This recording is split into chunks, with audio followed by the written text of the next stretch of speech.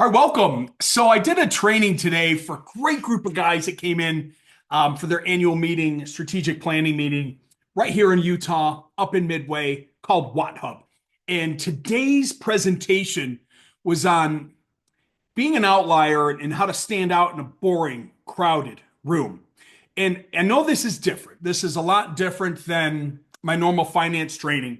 However, I was tasked by John in Watt Hub to come on up and just have a great conversation with their team to talk about social media, how to break free, what you can do to become a differentiator in the marketplace. And I spent I spent about an hour with those guys going through it. So I kind of want to share this presentation with you and maybe get you some insights and some ideas on what you might be able to do in your business to become an outlier. Now, this picture might be funny, but I did this as a testimonial that a lot of the things that I do in order to connect with partners and to connect with clients and help more people in this marketplace, it can sometimes be pretty loud. It can sometimes be pretty serious. It can sometimes be educational. It can sometimes be funny. And this is a picture of me from Top Rep last year in Ohio, and I'm speaking at Top Rep in Arizona. And it looked like I'm freaking screaming at somebody. Like, I have a lot of fun and I'm animated when I'm on stage. And what's the idea of the unicorn? It's just something to stop the audience, to drag people into your world so you can help them with the solutions that you provide in your business. So, if you're a contractor, you have to think about marketing and branding and social media and messaging and your audience and your avatar and how you cut yourselves away from everybody else. So, as silly as this picture is, you might remember it. Why? Well, because it's different. It doesn't make any sense. I'm kneeling on a white unicorn, but it might stick in your head. And a lot of the stuff that I do on social media kind of follows that philosophy of standing out and breaking it. So, let's break down first and foremost what an outlier is. It means you don't follow the script. You do things different. You're not sitting around waiting for somebody to tell you what to do. Maybe safely within your organization, you're not asking for permission. Now, of course, you want to be careful if you're a sales rep of a company. You don't want to push this boundary and do something so ridiculous that you get fired. But you know what I'm talking about. Take action. Being an outlier started when I realized in a world of boring lending options and boring banks that contractors weren't being served properly. I wanted to create Improvify to do something very different in the marketplace. Unsecured, secured, the deal desk, commercial, training, support, client success management. We're partnered with you in your success, quarterly audits and reports. That's different. Improvify is an outlier in the marketplace. What are you doing in your business to become an outlier? Or are you just a roofer? Or are you just an air conditioning company? What are the things that you can do to serve your community differently than everybody else? This is the challenge. I didn't have investors, I didn't have a roadmap, I didn't have money. I just knew that I could bring something different to the marketplace to help more contractors and help more consumers and help you close more jobs at the point of sale. I want success for everybody that is a client and a member. But more importantly, I want to make sure we're taking care of your customers and helping them fund these jobs. It is a crowded room. It is a very, very crowded room. So most people don't step out of the comfort zone to be seen. They get drowned in the noise. Even ads, if you're running Facebook ads, it just sometimes all look the same. So it's crowded. You better do something different. I'm huge on educating, and that's what we talked about today at Watt Hub. We talked about how can we better educate our marketplace, our avatar, our clients, our customers about what we do. So think about that in your business. Is there something that you could do differently to help attract more people or support more people with what you do? Everyone looks, they sound, they act the same. You see the same boring ads on social media. You gotta be different. You can't be forgettable. We're going to talk about that in this presentation here today. People do business with people that they know, they like, they trust. But most importantly, they do business with people that they remember. We're going to talk about that in a minute. So I ask, who's your ideal client? In about 30 days, ask your ideal client, would you remember me? Would they remember you? Be honest with yourself. If you presented to somebody in the home and they didn't buy from you, are they going to remember you in 30 days? Do you have a rehash program where you reach back out to them if they didn't buy? Do you have a monthly newsletter? Do you educate people? Do you nurture them? Or do you just pitch them once and move on? The choice is yours. I'd like to be remembered and memorable. My goal is to do trainings like this to help you. My goal is to load up valuable education materials in school and in the program training center. My goal is every Wednesday to have a live training call and let you ask me questions. My goal is to help you fund more jobs at the point of sale. You'll remember me at the end of the year when you determine if you want to continue the relationship with Improvify and our lending platform. You'll look back and go, was he memorable? Did they do anything to help me? Hopefully the answer is yes. If not, that's both of our problems. We require you to do the work, but I also have to show up and make sure that our team is helping you. All right. So how do we cut through the noise? Kendrick Lamar just cut through the noise. Whether you liked the halftime show or not, it's all that anybody is talking about. Well, that's all I'm seeing. People, it's Thursday. People are still talking about they either loved the halftime show or they didn't. I'll tell you what he did. Kendrick Lamar kept it simple and he cut through the noise. So there's three ways to be seen and heard. Number one, you can be different. And that's what Improvify does. We lend different. We think different. We want to be different. I want to be different than everybody else out there. I want to be way different than the Wells Fargo and the Synchrony and the different banks out there that are just boring. So don't follow the industry normals.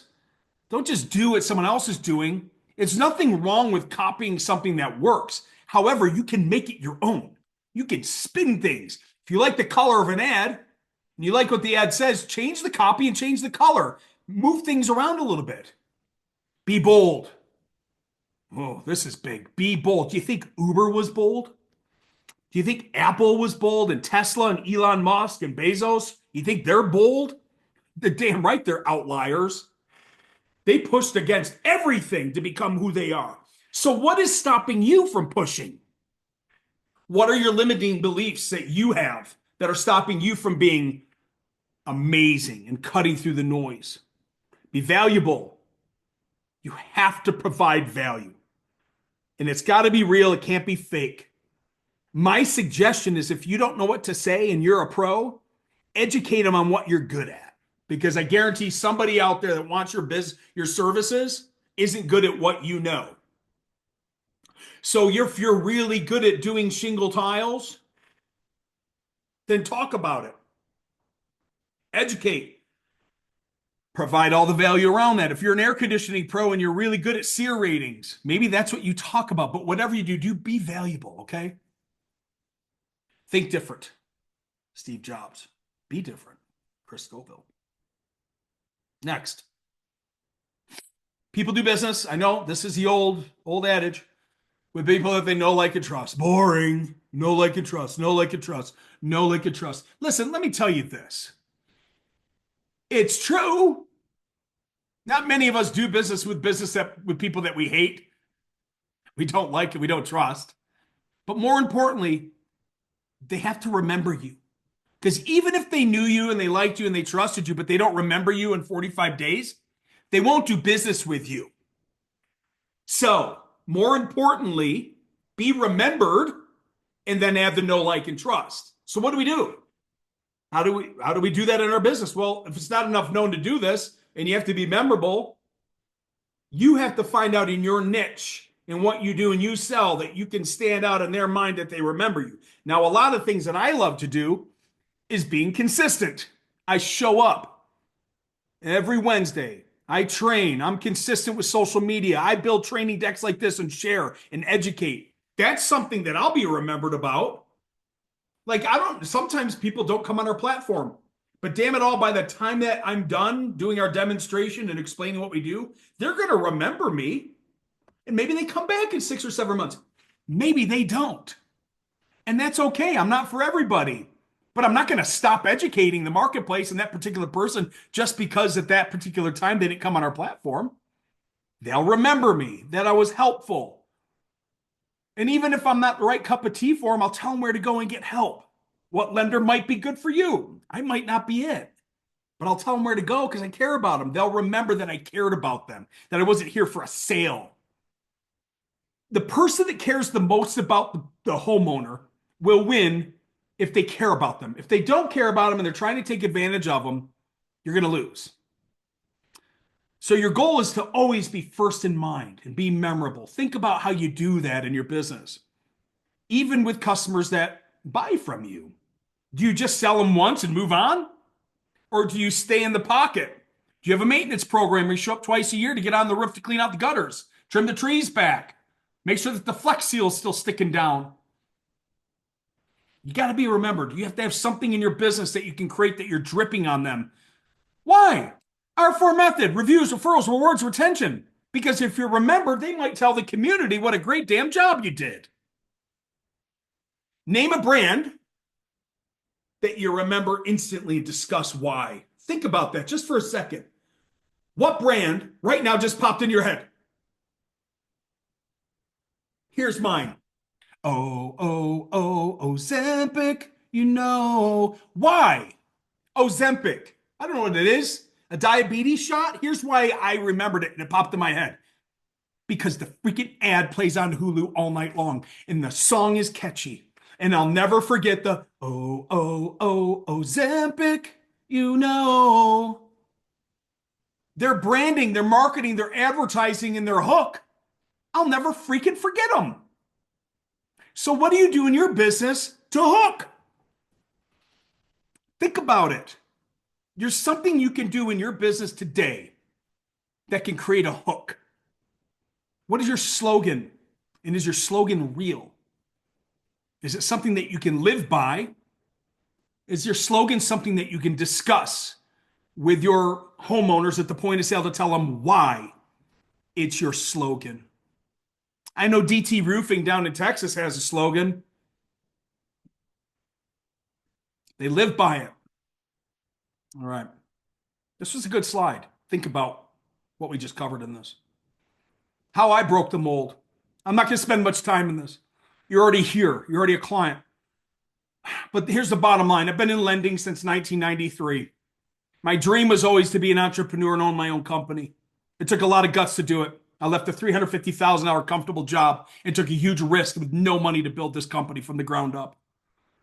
I would like to think that the differentiating factors in how I broke the mold for Improvify this business marketplace is the fact that we're incredibly different. We have for unsecured, secured, personal loans, Purple Apple loans, commercial loans, training, support, quarterly reports, and a deal desk, and a team that cares, and lenders that care. We're freaking different. I broke the mold. I'm not just a matrix. I'm not just somebody that just hopes that you do some loans. I'm your partner. I'm here to make sure that we're helping you help more homeowners at the point of sale with affordability. Period and paragraph. If I haven't done that, I failed.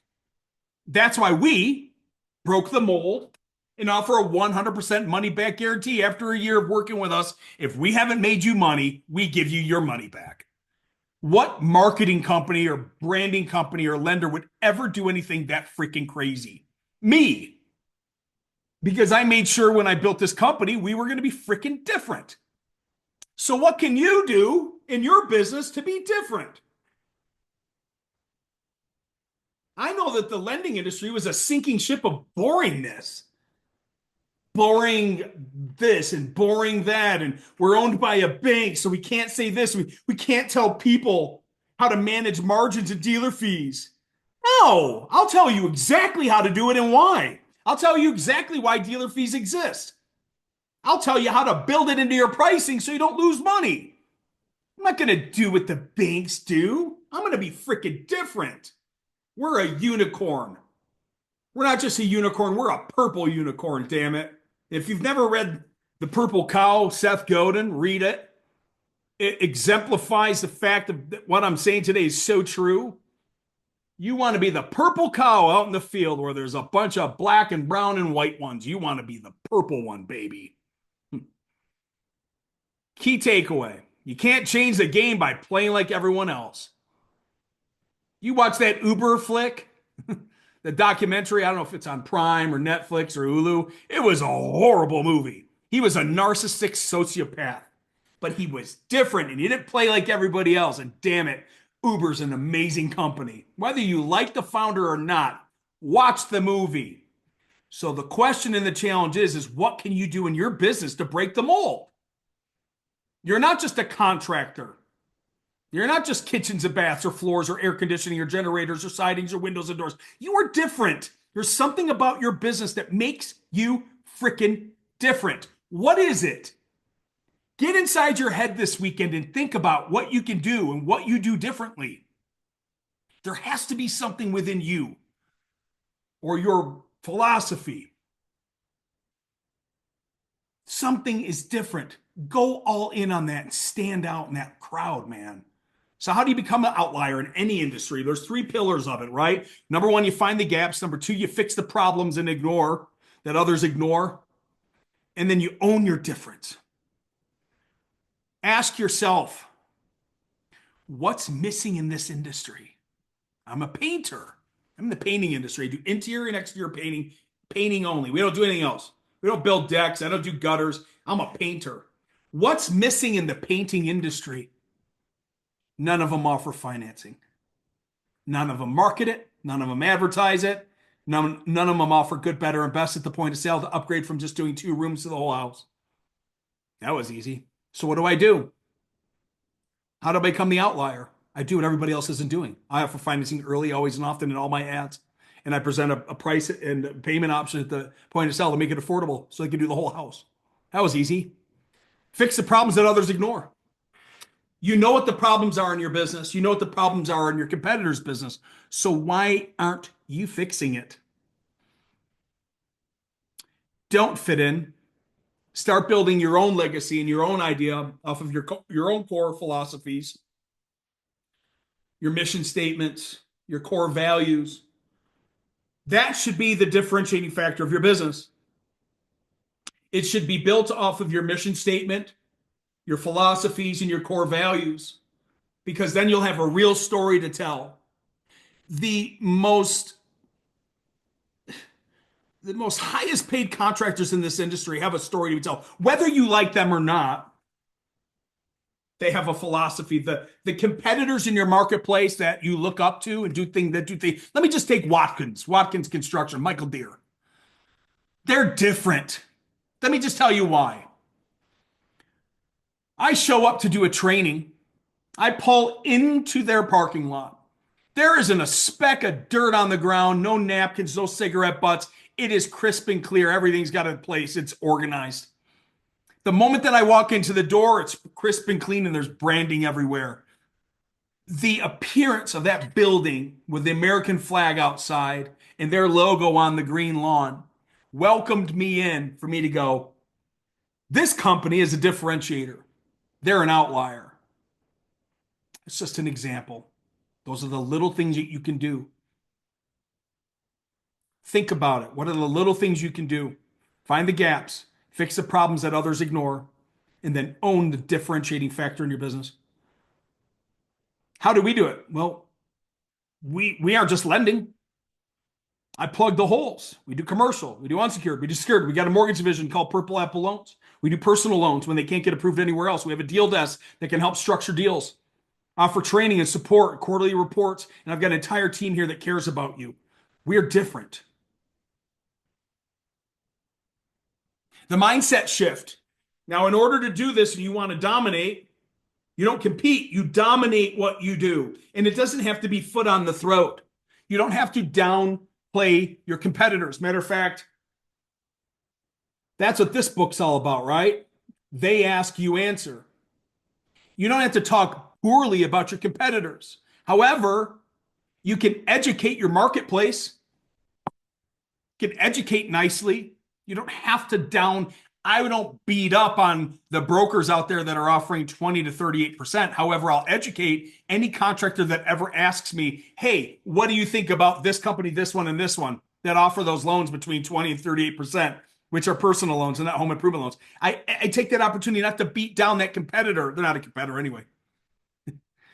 I educate them on what those loans are. They're not home improvement loans, those are personal loans. Now, by the end of it, they're going, oh, wow, I didn't know that. I educated them, and then they'll probably come and either work with me or at least work with a real lender. Why most businesses compete instead of lead? They're following someone else. They're playing the same rules, getting the same damn results. You're just copying somebody and you're doing nothing different. Most successful brands own their space. They own it. McDonald's owns the fast food space. Well, Burger King's in business, but do they own it? No. Chick-fil-A, they own the business. Why? Because they just do chicken, they do it really well, and man, they do it kindly. Like, think about some of the businesses out there. So why don't you own your space? Because it's a crowded market, Chris. We just sat here and talked about all the things that you can do to become a differentiator today. Do you want to be another option? Or do you want to be the only option? Contractors face good, better, and best, best, better, and good. I need 3 quotes. That's an opportunity.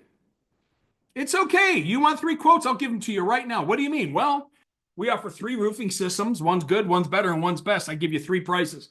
I'll save you a lot of time from hiring old Chucky and the truckie coming in. So think about it. What can you do today to stand out in your market? Number one, maybe more social media, maybe training videos, maybe following up with 100 customers. There's just so much you can do in your marketplace. You got to think, though. You got to think outside the box. The challenge is real. The key takeaway: be the unicorn in a field of horses. Be the purple unicorn. Stop chasing trends. Create your own. It's okay to see someone's ad out there and be like it. Wow. I love Apple phone ads. They're clean. They're crisp. I want to run an ad like that. Cool. Run an ad like that, but make it for roofing. There's a lot of creative things that you can take from other people's ideas, but you don't have to copy them. You got to dig deep into your head to go, man, I really like that ad. How could we do that to make it totally different?